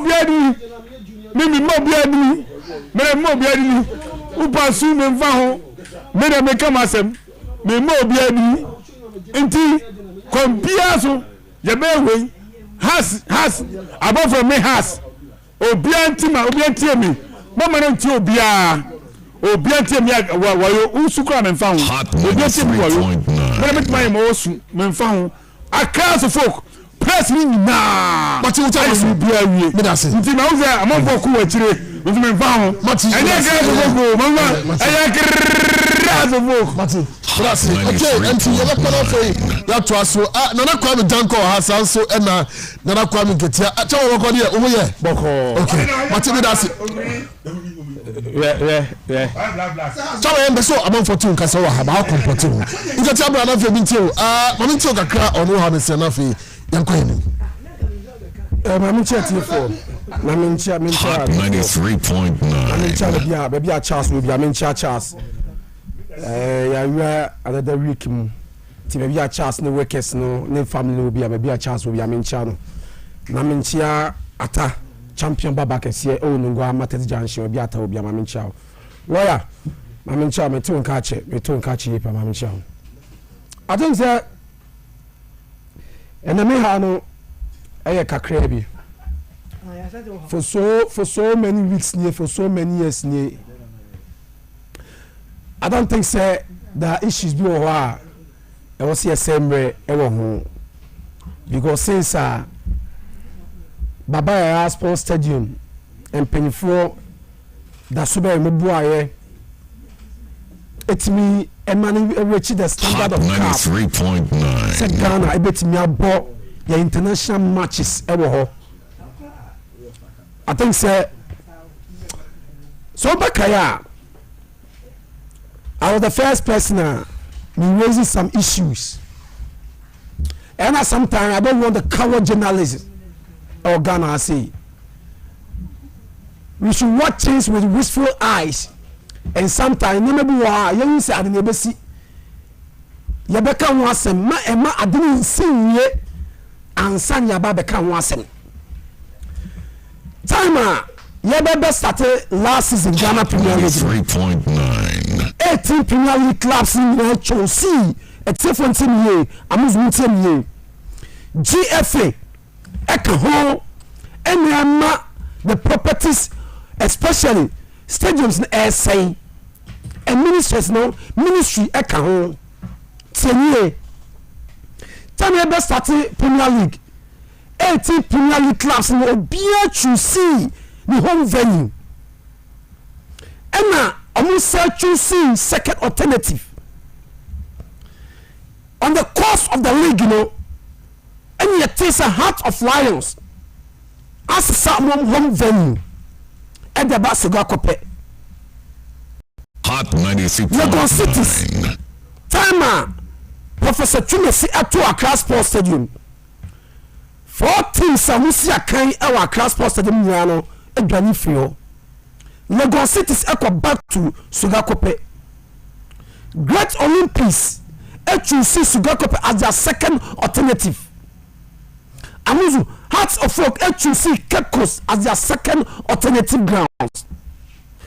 Kumasi Asante Kotoko chose Dr. Kwame Chain Sports Company as their second alternative ground. Beche United chose Baba Yara as their second alternative ground. And all of a sudden, you say, the closer of Accra Sports Stadium instead say I was a club license board no Amuzu they should have stood on their ground say second alternative grounds now clubs who choose them a hop and also mkosi akan and can was say GFA bua the club license committee say there be a second alternative clubs who choose or some bono but you who say clubs so choose alternative match venue. Yes. Match venue. Alternative match venue. That's what they chose. Yes. Has no about Accra Sports Stadium. And then Penfold becomes in case BBC Accra Sports Stadium for number call and then choose Cape Coast. Hot 93. The time you two Accra Sports Stadium, you say Hearts of Folk, Afan home and away matches at the Baba Yara Sports Stadium. And I told sir Emmanuel Makwan. You are told say Emmanuel Makwan. Yeah. Make us hear something. Those people that they told say Emmanuel Makwan, we are doing it in Ghana here, and has choosing second alternative of Cape Coast. We choose alternative venue. Now Cape Coast we didn't see her. Maybe be a sell her. Anything has anything now burning down with the corona. The answer is no. Hot 93. I will inspect the reason why has is almost to bono. Answer no more kwaya kwa Baba Sports Stadium. Amuzu what about Great Olympics? Baba Sports Stadium choose as a second alternative. Cape Coast. Sogakope. Yeah. But later on, they played Kumasi Sports Stadium. They played against Kotoko Barra Sports Stadium as their home ground. Who can she in Kakra? Me that say. Saa point you mean best we just na me no ye intercourse no I see. I can 1 minute. Intercourse pa. 1 minute. I 1 minute. So 1 minute there. And so when you sexual intercourse. Assembly me say. Ghana for no ye japade ni hu suhwe. Any wiase ye nya nkasa no ade ye mu na Ghana for say ade ye mu na ye wiwe hwe ti ye Takwa Park. Tony Bafo Castle betima da dressing betima da junior room me boa yemmo be 2-3 yemmo tofo owie so betima kwa kodawa na Kumasi asanu kotogbo Kumasi Black Stars ebo no Kumasi so be kai di I think the Black Stars ladies so muso kobo match so ho se mo da so make ya be bia wa yo tina me tase ka say the winner face ye Kumasi Sports Stadium no and perform obi a ho kwamo ko si akwa match so no enche park ni be say Olympics ko ball match so has ball match so Kotoko ball match so FA Cup to say park I say to the stand say the any perform both MPP and NDC obi a no aye and they are no serious in our sports NDC but now so no say Accra Sports Stadium esiponi tamale emiti the cap standard waba tafi scanning bia na waba tafi bia do bi kokko NPP by almost so atire say even innovations omo ye ewo no kwabo omo say emiti the cap standard enima need akotia se a wakan nyano empen for the new Hot 93.9 and so much time ha and asano mo nyina akwaba ina ya 1-1 Accra Sports Stadium unti mo friend say blaster match dey wo just say Kumasi Cape Coast enya blaster match hwe Tamale nya blaster match hwe Takwa do nya blaster match hwe Accra Sports nya match hwe and say be obo enjoy blaster match for almost past since the last time Ghana and Nigeria boy you know matches be Kumasi and the Kumasi people are going to enjoy than us park and super say esan say yem pay for no card 93.9 na ka go boto no mo pe pakagu boto ne ba yem wo boy wi ni skan wi botom e no mo pe ba yem wo boy wi mi ye japade ni e de o mo pe okay enketia ma mi na se na fe nto so mi na kwa mi dan kwa be sha se na ejin ko but quickly ebra minister for transport na kwa mi dan for paano wonu eco public accounts committee wonu anim eco din komo that is honorable someone George and no din komo bisan questions about Sika wabudi Ghana Broadcasting Corporation so we fan cover the 13th African Games you know in semo the public accounts committee yentibi now for your bar that's how the that of the Ghana Broadcasting Corporation omunsu da tajina no ente na for yenkomra arrangement with GBC to cover the All Africa Games, right? Can you share with this committee how much that coverage was for and whether payment has been made for same? Yes, GBC was the official broadcaster for the African Games, the 13th African Games, and I can confirm that full payment have made to GBC. Do you have per chance what the amount was? I can't recall the exact amount, but I know that it's in the excess of $3 million US dollars. You paid GBC yes. in excess of $3 million US dollars for coverage of the All Africa Games. Yes. Chairman, I think that I would rest here and maybe the next time GBC appears before us, because most of the technicians who worked on the All Africa Games have still not been paid. And so we wanted to ascertain if you have paid and how much has been paid. Chairman, I'm grateful. All right, that is Parliament, Abraham. That is the Honorable Minister for Youth and Sports, Eco PMO, the Public Accounts Committee. Anyway, I just say, and that is Professor Amin Al Hassan Suko PMO, GBC. One who Director General Edmund Ghana Broadcasting Corporation. I'm penny for any din komo that is one more show no so that is some news no Emma church mupa what really transpired and sika ebo same as GBC for the coverage for the 13th All African Games. See how it all started on GBC. $1,000 and not in excess of $3 million. Okay, originally, was that enough to actually cover what was provided? Was that enough to actually cover everything about coverage of the All Africa Games? Remember, this is payments for the All Africa Games in Accra. The allegation was made at the Public Accounts Committee yesterday. We are privileged to be joined in the studio by the director of GBC, Professor Amin Al-Hassan, to explain exactly what transpired and, of course, justifications for whatever it is that we're looking at. Welcome to our studios. Thank you, Jonathan. It's a pleasure to join you. It's a pleasure having you to actually get into this. First of all, let's have a general overview of what transpired at the Public Accounts Committee in terms of this issue. Well, I think yesterday I was one of those who was shocked to learn that the Minister of Youth and Sports said that they have paid GBC in excess of $3 million. And Hot 93.9. every Ghanaian in the public that GBC's total benefit from the African Games was $105,000 equivalent. Nothing more was paid as a benefit to GBC. And that payment of $105,000 was as support for the fact that we dedicated an entire channel, 24 hours. We suspended normal programming for the GTV Sports Plus, and we dedicated it to the African Games. And for our role as the official broadcaster, that is what Ghana Broadcasting Corporation was paid, and not in excess of $3 million.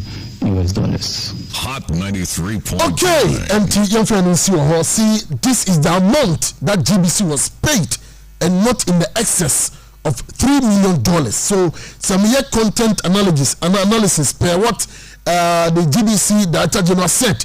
Any Ministry of Youth and Sports Minister the Public Accounts Committee now. Me sure say I'll be far from wrong if I say Manu Putin Westi, quote and unquote, if I say that a minister lied to Ghanaians or lied to the public when he appeared to the Public Committee. I mean, say if I'm right, Chairman Nako School can say, Chairman Mogodier.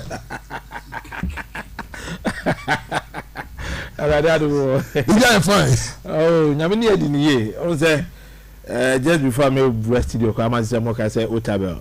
Wakeke bucket. Yeah. Where 2 weeks ago, near like SOKK bucket. It appears people we know, people close to us, are living. House of folks support and who are cast of your Tama house in a Heart of Lions ever born.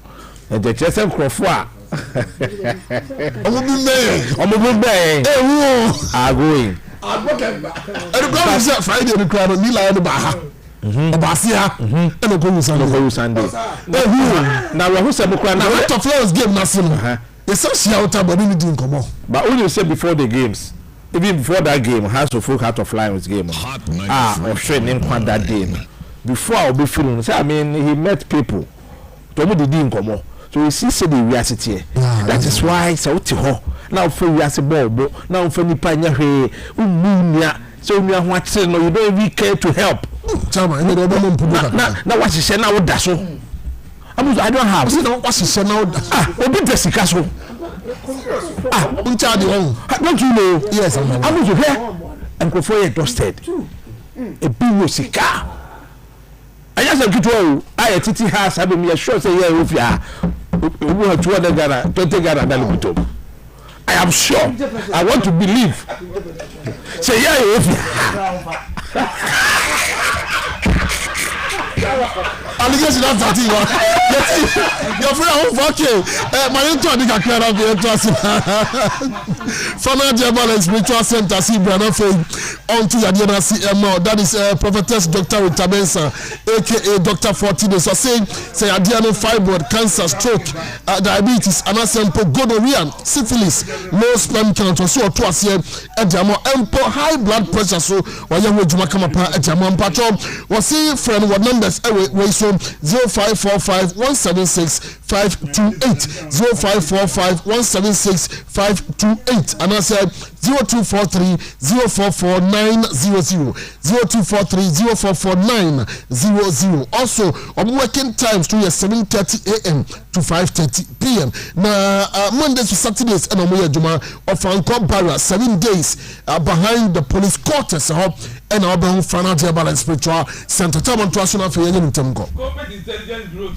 Ora waso ya sene amedi jumedi agudi hu se ma bro na nyumi amuzu agina kunya na na pound for kan ho na nye ne tumi keke ne mo ya bofo na so da sene aba capital aba kwa te here sabe sa aweti fa ko agudi hu se corporate intelligence bureau omo ye security company na ni omo dwon na se atre papa ko Ghana fa na ba bia enya sem ketwa esewani ense o ka che se o kwa Ashanti region Asante Mantemu Central region Fifi Mantemu so nya sem ketwa Western region so omo South Sona Poe Mantemu region so omo Upper East Bono and Bono region Upper West be bia corporate intelligence bureau e wo nanka ha e na mo headquarters nanka sankasa wona me no ka sei omo my 7 e 10 meters away from AstroTurf na e wo my 7 no no money Virgin City Pub e dey hwe ni mo enuma hodo omo yele de e nya semto me man garden se wo ho na peso bi bo ho ban ana se wo ko bi ni wachi no bi pabo ni bi de be bo timo a wakoba ana wa save omo yele nyina bi rapid response security consultation omo ye bi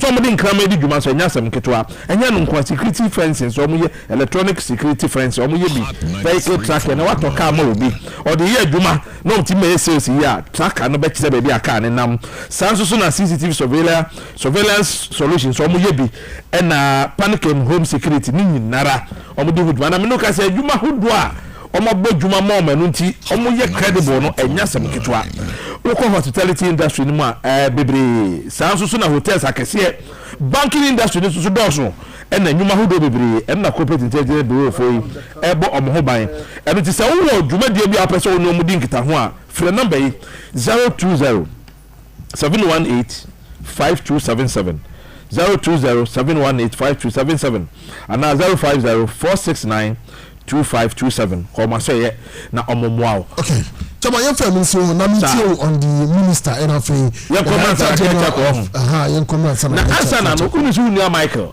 Michael ja woni TV ha Facebook ne online or trust sabi oni ni mpamfo achie mo la tebi okọ yes o de amaye o ti tia no muti o nya sam ketwa metwamu ho okay no mo sinkunya no mo bie gwadwo o ta se nya sam ketwa e ti what fm e na wati papa Michael why there mon koso amuju he na wo kan se mbi se na me bisa se no minister kan yi any new director general of GBC kan yi se me just approach the tour se me kase minister no edin church Ghanaians am I right or wrong in terms of the content analysis of the sentences me right or wrong honestly me no opportunity to minister exactly what he said some of my voice we have no more yeah it meant okay diplomat na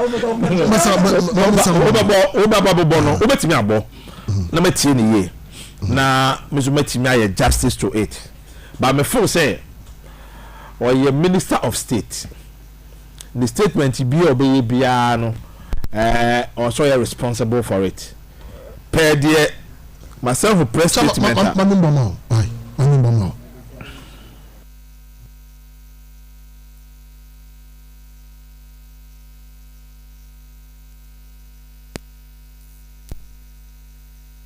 and whether payment has been made for same. Yes, GBC was the official broadcaster for the African Games, the 13th African Games, and I can confirm that full payment has been made to GBC. Do you have perchance what the can't collect the exact amount, but I know that it's in the excess of $3 million US dollars. You paid GBC in excess of $3 million US dollars for coverage of the All Africa Games. Chairman, I think that I would rest here and maybe the next time GBC appears before us, because most of the technicians who worked on the All Africa Games have still not been paid, and so we wanted to ascertain if you have paid. Okay, answer the point, the important point. You know, we're making it clear.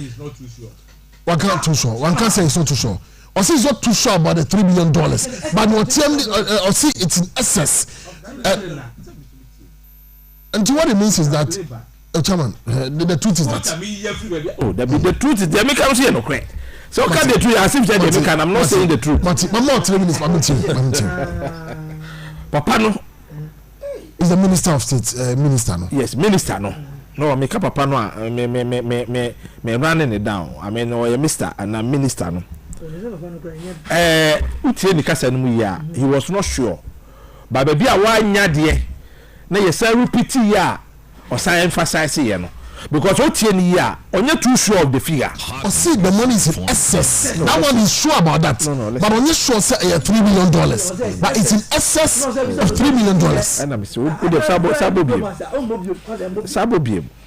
or say I'm not too sure. Listen. Or say I'm not too sure.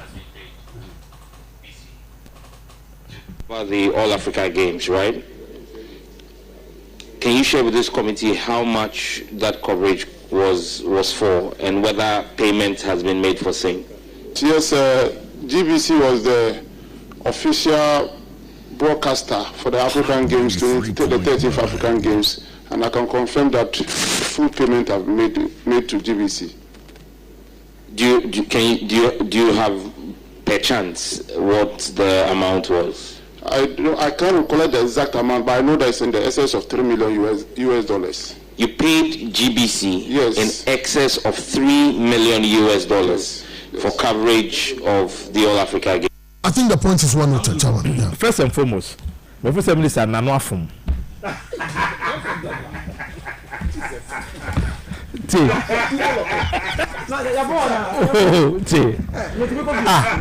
Amuzu. Just say on your fair to me. Oh, I'm not speaking for the minister. The minister Rachem in Casamano. I am.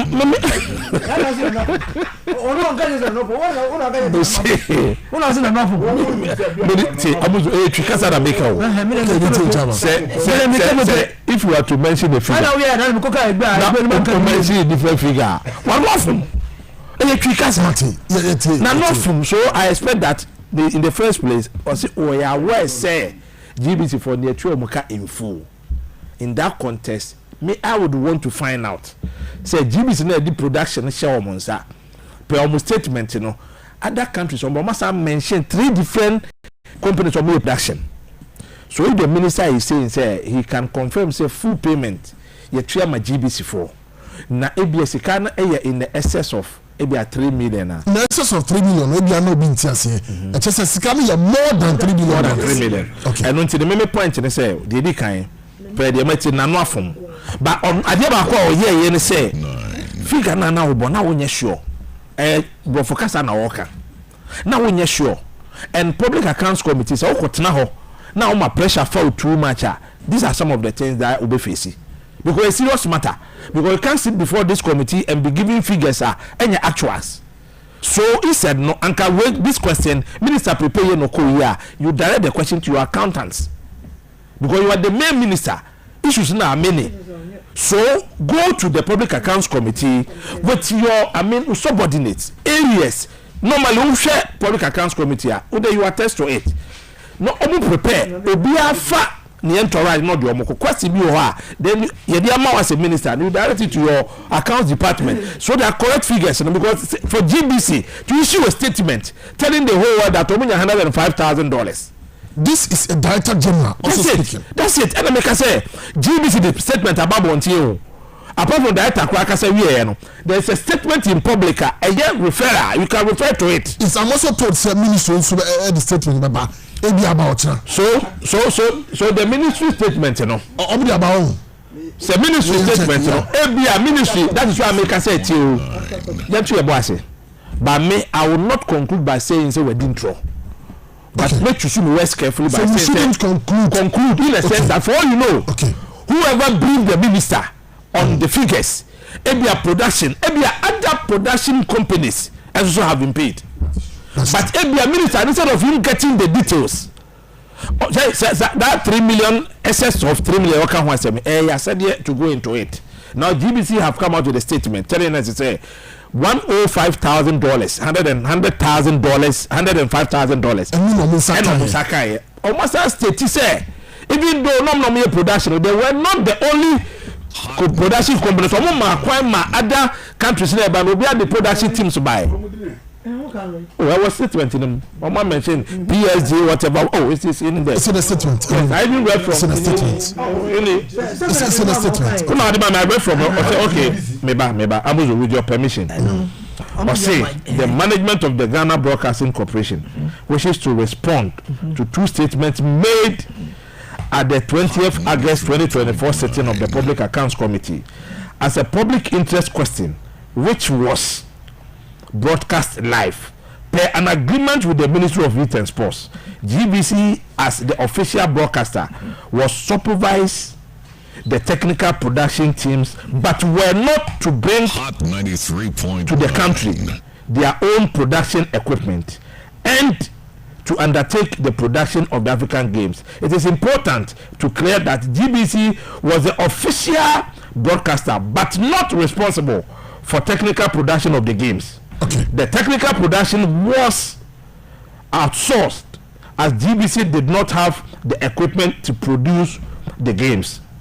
The following organizations were responsible for the technical production: 1. PGS, 2. Quality Media Production, and 3. The production room TRB. Okay. And so make us a minister. I want to believe that is why I make us say. That is why I make us say. Details make us a minister, but the mistake back minister here, and I will continue to say it until GBC, until ministry, and the first statement Baby different the minister can. Otherwise, these were figures, and they are both tournament away. Yes, we call Public Accounts Committee. No, some of these questions here are expected, and to also for reasons you be now questions be say ba. Direct question it to your accountant. Yes, and now say the one responsible, so the book go to correct figures. And Public Accounts Committee for no eshada say bisao. SIS say we assume say in the SS. Yes. Not say that 3 million no e pine. And we say yes. And you are aware of that. Oh, and Nuna a money problem, but for me, I want to consider this as an anophum. But that's it. Yeah, no, come on. And come on, no. Because of a specific question. Was it how much was paid? I take serious. Mohammed Alasa catches up Baba Maso. But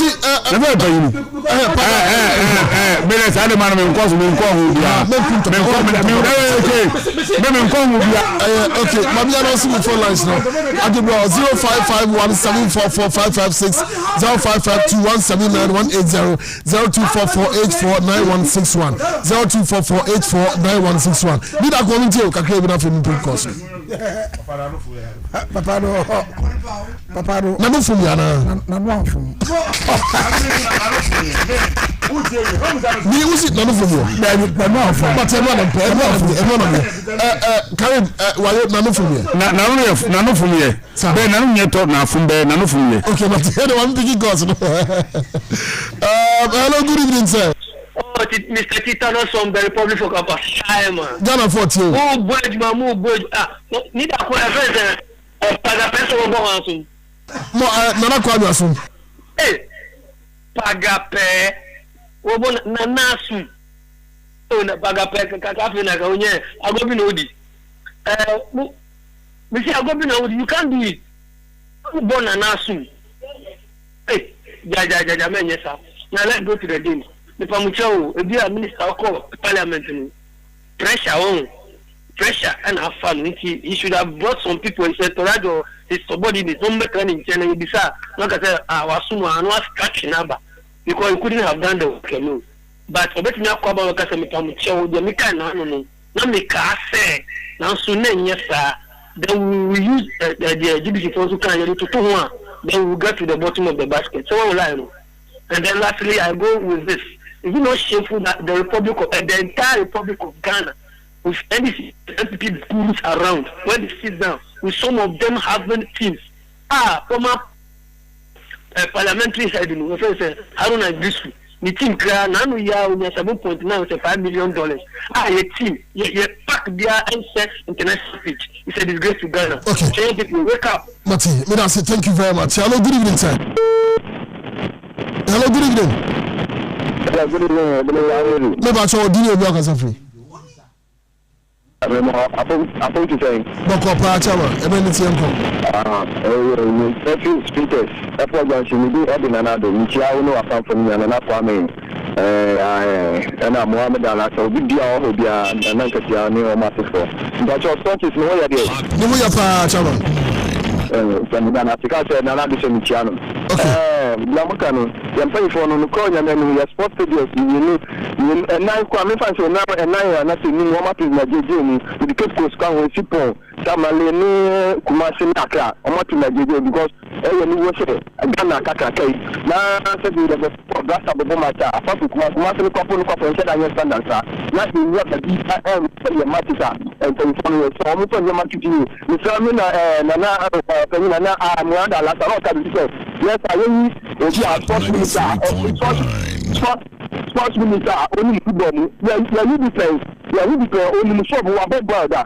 So the Elena say, no, about your minister. You said on the same people, you pay for them. Almost a year of them sportsmen. Now I say, I'm not sure. All right, that's it. Everything. Why? Hello, good evening, sir. Good evening, Sports Tiger One. Maybe I told you, Biakasafi. I could Sports Tiger. I could tell why Ebenity. I'm managing my family, and I get Tiana, and I didn't know. Sports Tiger, you can't say I'm telling you, your place is somebody Diagro. I'm the Akulu Diagro to do. So I be a minister who figures, and you pass over. Oh, my little could tell us all about you. But serious, no more town. Thank you. Wow, you put us a normal sky was saying the women's Canada was saying. Oh, that baby, Anna, National Sports Council, so we will see. But only minimum on the last match could be foreign countries. So, yeah, no more, you're not because you're a football, if you tell a part, it was in the football quarantine in two politics. But thank you very much. Hello, good evening, sir. Hello, good evening, sir. Hello, good evening. Debbie is already. Good evening, sir. What are you going? You mean, I'm going to say, one has a phone, and one super woman.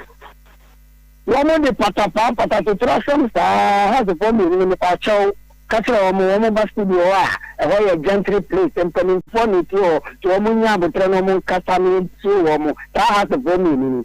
I was anything, but I pay only was anything, Jagan, and Dagan. I am Tom Black and I. Amati. Yes, Mr. Dasipa, and to us. Good evening, sir. Good evening, my brother. Yes, sir. I don't know where. Eric Yanko. Matter. Oh, sir, Sabu and Putis is able to call man minister. I got the I'm not the reason. Ghana here, more. Baby, I'm moving. You see, to get the building, the Alpha. That's all. So, we have to politicians say, supporters, and football, we have I don't know, if you can't emergency. Why, Mr. Fachamin, not me picking you, not young too. Good evening. Yeah, good evening, sir. 2 seconds, Yanko.